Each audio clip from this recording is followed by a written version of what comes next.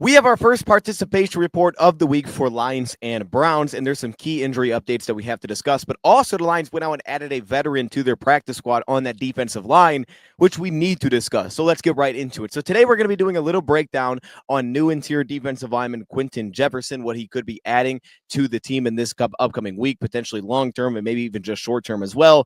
And also taking a quick peek at the new practice report for the Lions and the Browns. Now, because today is Wednesday in the Lions, but on Monday it was only a walkthrough today, so there still are plenty of unknowns with actually who's healthy and who's not, who's going to be available this weekend. Starting off with edge rusher Al-Quadi Muhammad, who was listed with no participation dealing with a knee injury. Now, I don't think anything was super noticeable in Monday Night Football's game, so we'll just kind of have to wait and see what tomorrow brings for Al-Quadi Muhammad. If he's no participation again, that's probably a bad sign for him going forward. We did get to see a little bit of Tyler Lacey. I didn't think he stood out in any really way there, but we did see a little bit of Tyler Lacey play inside and outside. You still do have Tyra Sweet if you have to go that direction, and we added a new veteran to this defensive line. Then also you go practice squad, look at a guy like Andre Carter. So Lions have depth. We just haven't seen a lot of that depth. Now, we also did see a good amount of Pat O'Connor in this past game as well. So I'm sure the Lions will look that direction first, and then maybe some of those other pieces to rotate in. Taylor Decker, shoulder injury, no participation. This has been common, but he's played the last couple of games. So at this point, I'm not really concerned. Maybe I should be, but I'm really not to this point because he's continuing to play.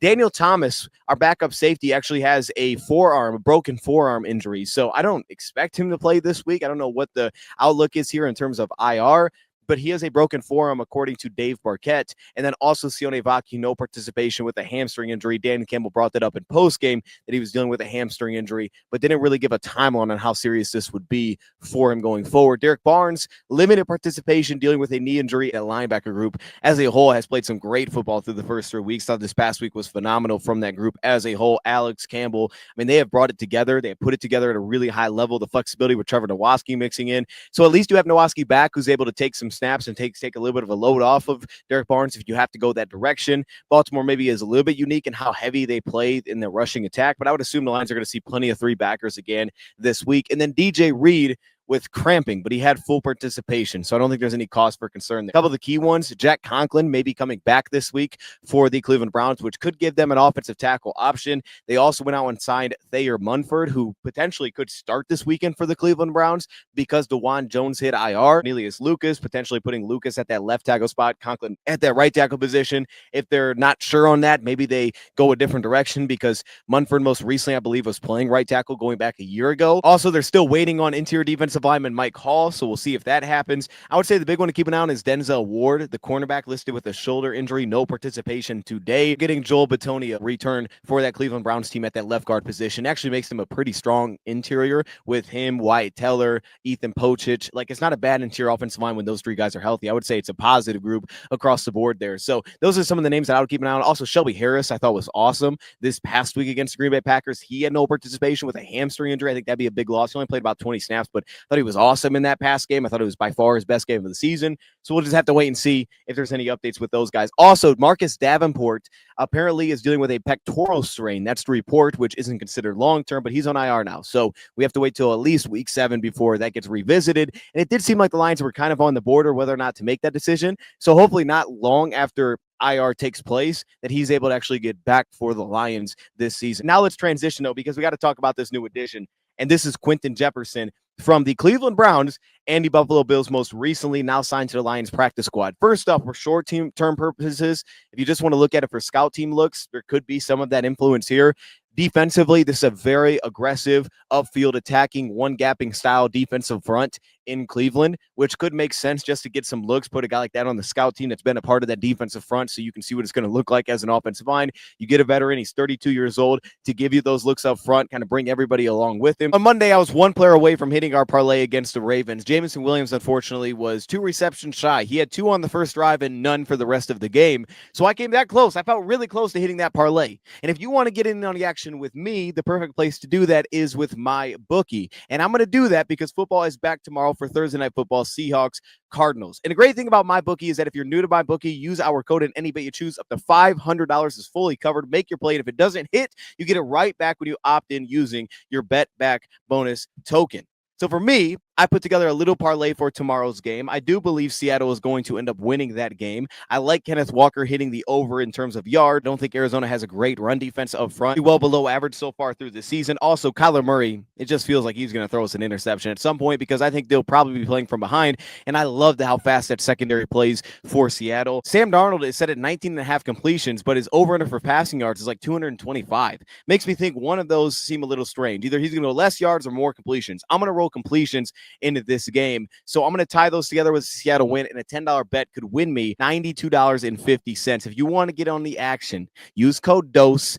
Sign up with my bookie. He brings a lot of scout team ability. Remember last week, it was a big part having Malik Cunningham and how much, apparently, according to Dan Campbell, that had their defense adjust throughout the week, having to deal with him playing Lamar Jackson, who was also with Baltimore.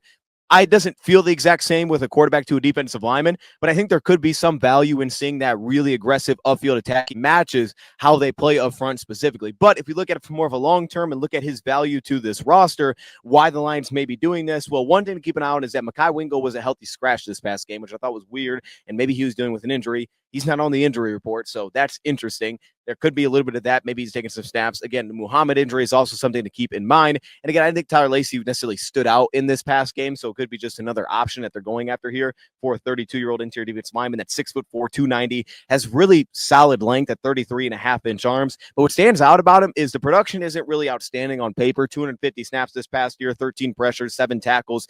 But he pops a lot more on film, especially as a rusher. He was used a ton in just pure pass rush situations, played the first few weeks of the season with Cleveland, finished off last year with Buffalo, and he pops a lot as a rusher with the juice that he brings, with the effort that he brings, especially as a very rotational piece. He is very noticeable in his length pops, his flexibility as a stunt rusher, playing some defensive end as well, as he's kind of a high-cut 3-tech. He played a little bit of defensive end for that team, for Buffalo specifically, as well as a run defender. So a lot of things that are interesting here, and we'll jump right into it with some of the positive. First off, very quick with his feet. I think his first step, his get-off is noticeable. I think it's incredibly reactive off the ball. He doesn't come off with terrible leverage either. He has some real juice off the line of scrimmage. I would call it a plus with that initial first step off the ball, and he also has real lateral juice as well, where he can work with outside and wide zone plays within that first step, really get himself ahead of blocks, not fall behind early. And you'll see it is very sudden, very immediate, very reactive, immediate footwork. Here you get a little bit of that agility as he tries to get cut block on this play and he stays on his feet. But I also noticed there's some ankle strength to his game. As small as his ankles are, he does really leverage himself, plays through his hips, through his ankles, and he creates some real force to create balance and kind of just strain up through blocks and create some awkward leverage with some of the upper body twists that he can create and some core power as well. Also think that there's a little bit of pop that is noticeable at times within the upper body, within the punch. There's a little bit of upper body power that will flash, and I think you see it when he creates it through the chest and can create legitimate knockback on the first punch. It's not dominant. All right, it doesn't feel like it always opens up that many walkback opportunities, but you do feel it occasionally. You feel a little bit of a pop there and at least create some separation for him to open up some transitions into some pass rush moves with that powerful upper body at times. But what I liked is the stunt usage, the way that he can move. He showed real looseness in his hips, some real ability to work laterally. He was a very effective loop rusher, and he was very effective as the play rolled along to just keep working and find angles, create a little bit of slither, find upfield gaps to attack, just find creases that he could take advantage of, close in a hurry. He had the acceleration as a stunt rusher when he was free to just go, and he could also open up some lanes with that as well because he was super sudden. There's a lot of urgency in his run-to-pass transition. Like here, you get this forklift move. He gets in his chest, he forklifts quickly, and then rushes back upfield. There's just a lot of that snapping suddenness to just keep working downhill. He also could bring in a lot of counters. His spin counter wasn't the cleanest rush move, but it was noticeably impactful because it was very quick. It was urgent, hair on fire kind of mentality as a pass rusher, where he had that in his bag to kind of set up a little spin counter move and just throw something and keep working upfield. Everything kind of gets tied together and change directions in a hurry. He doesn't feel like he's stumbling that often. He feels like he has very quick feet, but he also has the element is he plays with very fast hands, and he throws a lot at interior offensive linemen, from the rip move, the like jumping club move that he gets to. I think the rip move was probably the most effective to just getting an edge and finding a way to get upfield. He had very fast hands, though, with the swim move. There was a lot of activeness within his hands, and they were so sudden and so twitchy that he felt it as a run defender as well, where you get the initial entry, which didn't always feel like it created knockback, but he was very fast to work off of blocks. He'd get engaged, and it was punch and release, and he was sudden. He was immediate to it. He had early vision, but he played really fast to get himself free. He had some length, but I think made him more of an effective tackler. It added some range to his game. Now, as a DN, it didn't feel overwhelming, but on the interior, I think you noticed it a bit. He had an ability to work over gaps, over single blocks, into multiple gaps as a run defender when getting knocked back on the play. And again, that fast shed that he had, he was pretty twitchy in that sense. Entry when he was playing at defensive end was very consistent. Even in the interior, when he would just try to get an edge on a guy or just enter to maintain a gap, play the one gap style, he clearly fits that well. He gets upfield, he attacks his gap, and he settles in really early on reps and positions himself very early. Movement skills are enough to deal with seemingly a variety of offensive line schemes, especially from the interior. On the outside, he may not field as much, but on the interior, it felt like he could deal with a variety of lateral moving schemes. He would kind of dip his shoulder, create a little bit of skinniness, which could help him get an edge as well. He was just a very noticeable, active pass rusher with a lot more juice than you would expect, especially once he gets out of the pocket, which brought a lot of flexibility. Now, that was his primary role this past year, especially with Buffalo, and he did play some defensive end.